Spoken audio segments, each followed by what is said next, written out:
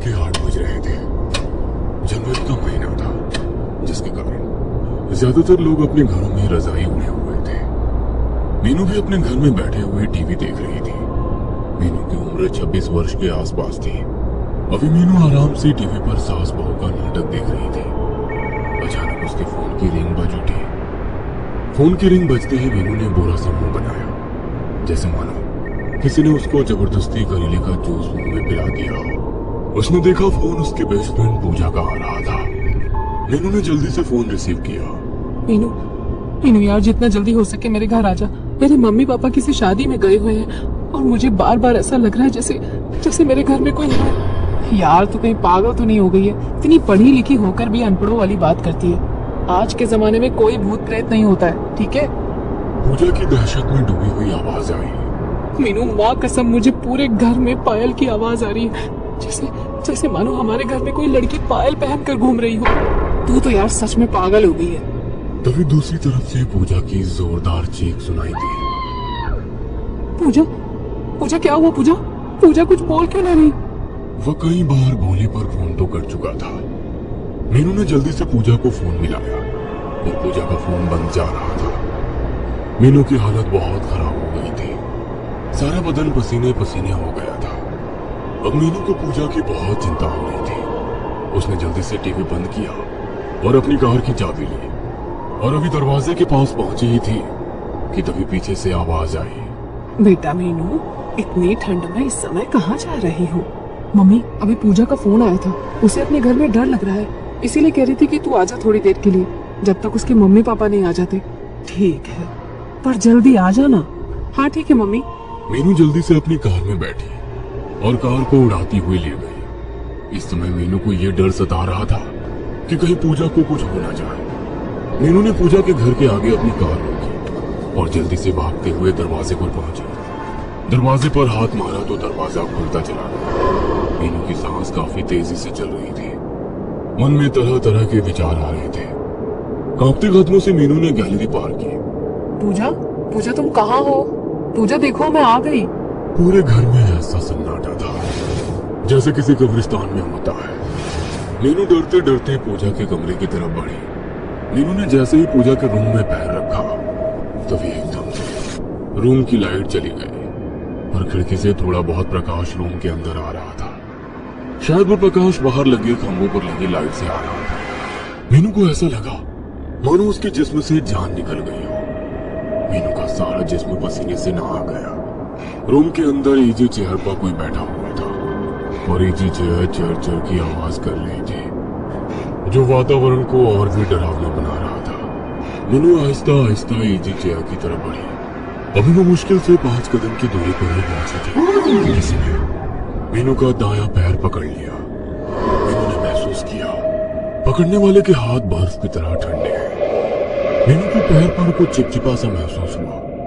मीनू अपने स्थान पर खड़ी की खड़ी रह गई। आंखों में मौत का खौफ उसको साफ दिखाई दे रहा था। उसकी आवाज गले में कहीं अटक सी गई थी। मीनू ने हिम्मत करके अपना पैर छुड़वाया। जब पीछे मुड़कर नीचे देखा तो कोई भी नहीं था।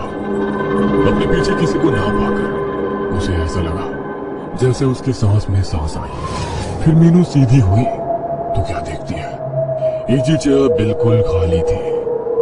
अभी थोड़ी देर पहले इस पर कोई था, पर अब कोई नहीं है। मीनू को अब बहुत डर लग रहा था। उसने सोचा एक बार पूजा मिल जाए तो मैं इस मनहूस घर से निकल जाऊं। मीनू जल्दी से कमरे से बाहर निकलकर ड्राइंग रूम में आ गई। मीनू ने चारों तरफ देखा, पूरा ड्राइंग रूम खाली पड़ा है। यार क्या करूं अब? इसी सोच के साथ मीनू ने ड्राइंग रूम के बीचों बीच खड़ी होकर आवाज लगाई, पूजा। आवाज पूरे घर में गूंज उठी क्योंकि सारा घर खाली था। फिर अगले पल अचानक मेन डोर की बेल बज उठी। मीनू ने अपने फोन की टॉर्च ऑन की और मेन डोर की तरफ बढ़ी। डरते डरते मीनू मेन डोर के पास पहुंची और मेन डोर ओपन किया। तभी मीनू को ड्राइंग रूम से किसी लड़की के गुर्राने की आवाज सुनाई दी। मीनू ने फोन की टॉर्च ड्राइंग रूम की तरफ कर दी। सामने ड्राइंग रूम के बीचों बीच एक लड़की खड़ी थी जो ऊपर से नीचे तक सफेद कपड़े पहने हुए थी। मीनू ने जैसे ही उस लड़की को देखा तो उसकी आंखें फटी की फटी रह गई। एकदम से उस लड़की ने मीनू की तरफ दौड़ लगा दी। मीनू जोर से चीखी और डर के मारे अपनी दोनों आंखें बंद कर ली। अगले ही पल किसी ने मेन डोर ओपन किया और उसमें से एक युवक अंदर आया। उसने देखा मीनू दीवार के सहारे खड़ी है। उस युवक ने मीनू को आवाज दी, मीनू तुम चीखी क्यों? जैसे ही मीनू ने उस युवक की आवाज सुनी तो उसकी जान में जान आई। देव, तुम कब आए?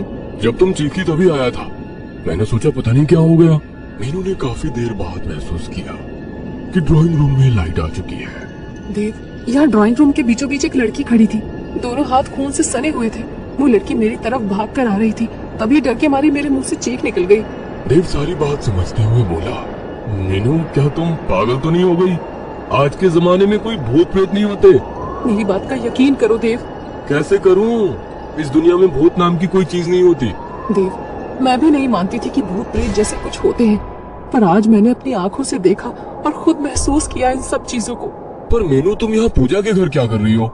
मीनू ने देव को फोन पर हुई पूजा के साथ सारी बात बता दी, जिसे सुनकर एक बार तो देव भी परेशान हो गया। उसका भी दिमाग काम नहीं कर रहा था, क्योंकि जितना देव मीनू को जानता है उस हिसाब से मीनू भी भूत प्रेत में विश्वास नहीं करती थी। देव कुछ सोचते हुए बोला, मीनू तुमने पूजा का फोन ट्राई किया? घर पर ट्राई किया था पर तब बंद जा रहा था। देव ने जल्दी से अपना फोन निकाला और पूजा के मम्मी पापा को फोन किया और यहाँ की सारी घटना बता दी। उसके बाद पूजा के मम्मी पापा शादी का प्रोग्राम बीच में ही छोड़कर अपने घर आने लगे। देव और मीनू दोनों ने मिलकर पूजा का पूरा घर छान मारा, पर पूजा का कोई नामो निशान ना मिला। मीनू पूजा को पूरे घर में ढूंढ लिया पर वो नहीं मिले। मीनू भी सोच में पड़ गई, क्योंकि जब वो पूरे घर में नहीं मिले तो फिर वो कहाँ गई? हमें शायद पुलिस को फोन करना चाहिए। नहीं, अभी नहीं कर सकते, क्योंकि हम पुलिस से क्या कहेंगे? कोई भी हमारी बात पर यकीन ही नहीं करेगा। पर हमें कुछ तो करना ही होगा। क्या करे? सारा घर तो छान मारा। जहाँ तक मुझे पता है यहाँ एक बेसमेंट भी है। क्यों ना एक बार बेसमेंट में देख लिया जाए? अगले पल दोनों बेसमेंट के बाहर खड़े थे। पुनः एक बार देव ने पूजा का फोन नंबर मिलाया तो फोन की बेल बजने लगी। पूरे बेसमेंट में शमशान सा सन्नाटा फैला हुआ था, जिस कारण पूजा के फोन की रिंगटोन पूरे बेसमेंट में गूंज रही थी। रिंगटोन की आवाज नीचे बेसमेंट में से आ रही थी। अगले ही पल रिंगटोन बजनी बंद हो गई। देव ने मीनू की तरफ देखा, जैसे पूछ रहा हो कि नीचे चलने के लिए तैयार हो। मीनू के आगे कोई रास्ता नहीं था। वो अपनी बेस्ट फ्रेंड को ऐसे छोड़कर नहीं जा सकती थी। उसने नीचे जाने का फैसला किया। अगले ही पल दोनों बेसमेंट में दाखिल हुए। बेसमेंट काफी गंदा हो रखा था। सारा सामान यूं ही बिखरा पड़ा हुआ था। बेसमेंट में काफी अंधेरा हो रहा था। ऐसा लग रहा था जैसे बेसमेंट में एक जमाने से कोई नहीं आया होगा। देव और मीनू ने अपने फोन की टॉर्च ऑन की। देव और मीनू को किसी के हंसने की आवाज आई। दोनों ने उस दिशा में देखा। दीवार से कोई लड़की नीचे उतर रही थी। अंधेरा काफी होने के कारण देव वो मीनू को साफ दिख नहीं रहा था। उसने सफेद कपड़े पहन रखे थे। हाथों से लगातार खून निकल रहा था। चेहरा साफ नहीं दिखाई दे रहा था। मीनू ने जल्दी से देव की बाजू पकड़ ली। देव, ये वही लड़की है जिसे मैंने ऊपर ड्राइंग रूम में देखा था। मीनू का सारा जिस्म सूखे पत्ते की तरह कांप रहा था। एक बार फिर आंखों में मौत का खौफ छा गया था। देव की भी हालत खराब हो रही थी, पर वो जानता था अगर इस समय खुद को ना संभाला तो कुछ भी हो सकता है। देव ने हिम्मत करके पूछा, कौन हो तुम? लड़की धीरे धीरे देव और मीनू की तरफ बढ़ रही थी, जैसे मानो पैरों में मेहंदी लगी हो। उस लड़की के हाथ से अब भी लगातार खून निकल रहा था। जैसे जैसे लड़की दोनों के करीब आ रही थी, वैसे वैसे दोनों को अपनी सांसें रुकती सी महसूस हो रही थी। देव ने फिर हिम्मत करके पूछा, कौन हो तुम? ये मेरा घर है। तुम सब मेरे घर से निकल जाओ। ये घर मेरी दोस्त पूजा का है। अगर 1 मिनट में तुम मेरे घर से नहीं गए तो अपनी मौत के खुद जिम्मेदार होगी। हम इस घर से कहीं नहीं जाएंगे। लड़की ने इस प्रकार दोनों हाथ उठाए जैसे कुछ कर रही हो। अगले पल एक लकड़ी की कुर्सी उड़ते हुए देव और मीनू के सिर पर जा लगी। दोनों नीचे फर्श पर जा गिरे। दोनों ने जैसे ही अपना अपना फोन उठाया, अगले ही पल एक तेज धार चाकू उड़ता हुआ सीधा देव के फोन वाले हाथ में लगा। चाकू देव के हाथ के आर पार हो गया। देव अपना हाथ पकड़कर तड़पने लगा। उसके हाथ से खून निकल रहा था। देव ने तड़पते हुए कहा, मीनू जल्दी से फोन की टॉर्च बंद करो। मीनू ने जल्दी से फोन की टॉर्च बंद की और देव का हाथ पकड़कर सीढ़ियों की तरफ भागी। देव हाथ में चाकू लगने के बावजूद भी लगातार भागे जा रहा था, क्योंकि उसे पता था बेसमेंट में एक पल भी रुकना अपनी मौत को न्योता देने के बराबर है। देव व मीनू को अपने पीछे सामान फेंकने की आवाज आ रही थी। दोनों में से एक ने भी पीछे मुड़कर देखने की कोशिश नहीं की। ऊपर आते ही दोनों को अपनी उड़ती हुई सांसों को काबू करने में 2 मिनट का समय लगा। अगले ही पल पूजा के घर के बाहर एक कार आकर रुकी। उस कार में कोई और नहीं बल्कि पूजा के मम्मी पापा थे। देव व मीनू भागते हुए कार के पास पहुंचे। प्रदीप और सीमा ने जब देखा कि देव के हाथों में एक चाकू आर पार हो रहा है तो उनके होश उड़ गए। देव बेटा, ये क्या हो गया? तुम्हारे हाथ में चाकू लगा है। ये सब किसने किया? अंकल और आंटी, मैं आपको सब बता दूंगा। आप पहले मेरी बात ध्यान से सुने। ये घर आपने कब लिया था? प्रदीप व सीमा दोनों एक दूसरे को देखने लग गए, जैसे एक दूसरे से पूछ रहे हो कि उन दोनों को सच बताया जाए या नहीं। अंकल और आंटी, आपके चेहरे देखकर कुछ ऐसा लग रहा है जरूर इसके पीछे कोई ना कोई राज छुपा हुआ है। बेटा, बात ये है, ये घर हमें बहुत कम दामों में मिला था। देव और मीनू दोनों चौंके बिना नहीं रह पाए। ये बात तो उस समय हमें भी समझ में नहीं आई थी। डीलर हमें इतना बड़ा घर इतना सस्ता क्यों दे रहा है? फिर तेरे अंकल ने डीलर से पूछा तो उसने बताया यहाँ का कोई भी व्यक्ति ये घर खरीदना नहीं चाहता, क्योंकि एक लड़की ने अपने परिवार के सभी लोगों को जान से मार दिया था। सबका गला काटा गया था। कहते हैं उस लड़की पर किसी भूत प्रेत का साया था। उसके बाद उस लड़की का क्या हुआ ये कोई नहीं जानता। बेटा, तुम तो जानते हो भूत प्रेत कुछ नहीं होते। ये सब आदमी का वहम होता है। उसके बाद से हम यहाँ रह रहे हैं। हमें यहाँ रहते रहते करीब 1 साल हो गया है। पर अंकल, आज उस लड़की को हम दोनों ने अपनी आंखों से देखा है। देव बेटा, इस विषय में बाद में बात करेंगे। पहले ये बताओ पूजा कहाँ है? अंकल जी, हमने सारा घर छान मारा पर हमें पूजा का कोई नामो निशान नहीं मिला। प्रदीप व सीमा दोनों इस समय बहुत परेशान नजर आ रहे थे। देव बेटा, तुम्हारी बात ठीक है, पर हम माँ बाप कैसे अपनी इकलौती लड़की को मौत के मुंह में छोड़ दे? अभी तुम ही कह रहे थे कि हमारे घर में एक लड़की है। शायद उसे अब लड़की कह देना सही नहीं है। अब ये साबित हो गया है कि वो उसी लड़की की आत्मा है जिसने अपने पूरे परिवार को जान से मार डाला था।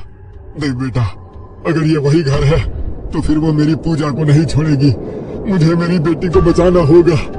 प्रदीप व सीमा दोनों अपने घर के अंदर घुस गए और दोनों जोर जोर से अपनी बेटी पूजा को आवाज देने लगे। पूजा, पूजा मेरी बेटी, तुम कहाँ हो? देव व मीनू बाहर ही खड़े थे। देव ने अपने हाथ से चाकू निकाल लिया था। देव, हमें भी अंकल आंटी जी के साथ रहना चाहिए। कहीं वो आत्मा अंकल और आंटी जी पर हमला न कर दे। देव ने सहमति में सिर हिलाया। उसके बाद दोनों भी घर के अंदर थे। अंदर जाते ही उन्हें पूजा के पापा मम्मी की आवाज सुनाई दी। पूजा बेटा, उठ जा। तुझे क्या हो गया? देखो, तुम्हारे पापा तुम्हारे पास हैं।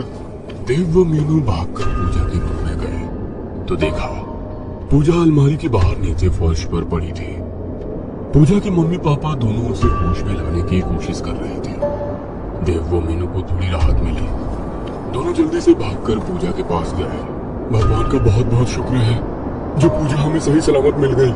अभी देव कुछ और कहना ही चाहता था कि छत पर लगा पंखा फर्श पर गिर गया। चारों एक साथ चौंक गए। अंकल, हमें जल्दी से पूजा को घर के बाहर निकालना होगा, वरना यह आत्मा हम में से किसी को भी नहीं छोड़ेगी। प्रदीप कुमार ने जल्दी से पूजा के बेहोश शरीर को उठाया और ड्राइंग रूम की तरफ चल दिया। बाकी तीनों भी प्रदीप कुमार के पीछे पीछे चल दिए। अभी प्रदीप कुमार ड्राइंग रूम में दाखिल हुए ही थे कि पूरे ड्राइंग रूम में अंधेरा हो गया। प्रदीप कुमार अपनी जगह पर ही खड़े हो गए। पीछे से आ रहे देव व मीनू ने अपने फोन की टॉर्च ऑन करने की सोची तो अगले ही पल कुछ देर पहले वाला सीन याद आ गया। पर सीमा देवी ने अपना फोन निकाला और अपने पति की तरफ बढ़ गई। देव ने जैसे ही देखा पूजा की मम्मी टॉर्च ऑन करके ड्राइंग रूम की तरफ बढ़ रही है, वह जल्दी से पूजा की मम्मी की तरफ भागा। सीमा और प्रदीप के बीच 10 कदम का फासला रह गया था। तभी तीनों को मीनू की दर्दनाक चीख सुनाई दी। देव जल्दी से मीनू की तरफ भागा। मीनू नीचे फर्श पर घुटनों के बल बैठी हुई थी। देव ने फोन की टॉर्च ऑन की और मीनू को देखा तो उसके मुंह से एक चीख निकल गई, क्योंकि मीनू के ठीक कमर के बीचों बीच एक चाकू घुसा हुआ था।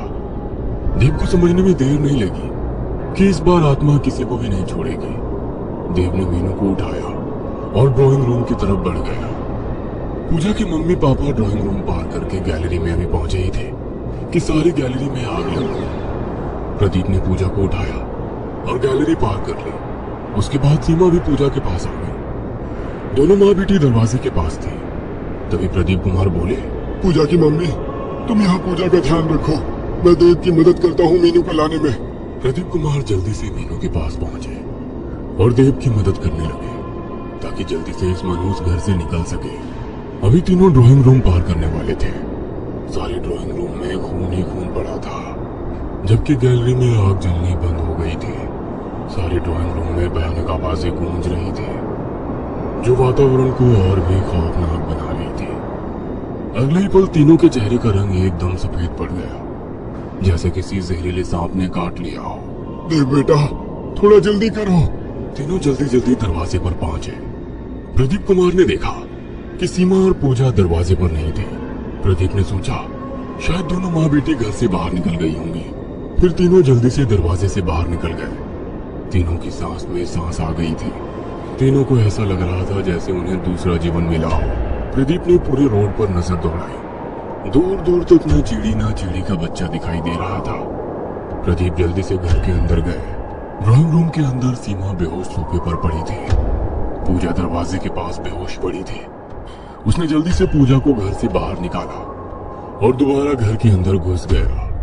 ड्राइंग रूम के अंदर जाने के बाद सोफा से सीमा को उठाया और जल्दी से दरवाजे पर पहुंच गया।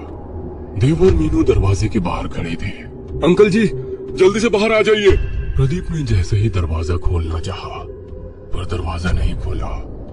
प्रदीप दरवाजे को पीटने लगे। मीनू और देव भी बाहर से दरवाजा खोलने की पूरी कोशिश कर रहे थे। देव, अभी तक दरवाजा ठीक था, एकदम से अचानक कैसे जाम हो गया ये, जो खुल ही नहीं पा रहा है। तभी गैलरी में एक लड़की की आवाज गूंजी। ये मेरा घर है, जो भी मेरे घर में आएगा वो सीधा ऊपर जाएगा। अगले ही पल सारे घर में आग लग गई। सारा घर होलिका की तरह जलने लगा। 1 महीने बाद पूजा ने अपना पुराना घर, जहां उसकी मम्मी पापा की डेथ हुई थी, वो घर हमेशा हमेशा के लिए छोड़ दिया था। पूजा का बहुत बुरा हाल हो गया था। अब पूजा एक फ्लैट में रहती थी। पूजा के पापा का खुद का बिजनेस था, जिसे अब पूजा खुद देख रही थी। पूजा मम्मी पापा के डेथ के बाद पूजा लगभग 10 दिन तक मीनू के घर रही थी। पूजा ने काफी मना किया था, पर मीनू की मम्मी पापा नहीं माने, क्योंकि पूजा के मम्मी पापा के सिवा उसका कोई नहीं था। कुछ एक रिश्तेदार थे, सब आए और चले गए। पूजा के साथ मीनू और उसका परिवार था, जो पूजा के इस बुरे समय में उसके साथ थे। देव ने भी काफी हद तक पूजा के संभालने में मदद की थी। पूजा के मम्मी पापा की डेथ के अगले दिन ही पुलिस आई थी। देव ने सब कुछ बता दिया था।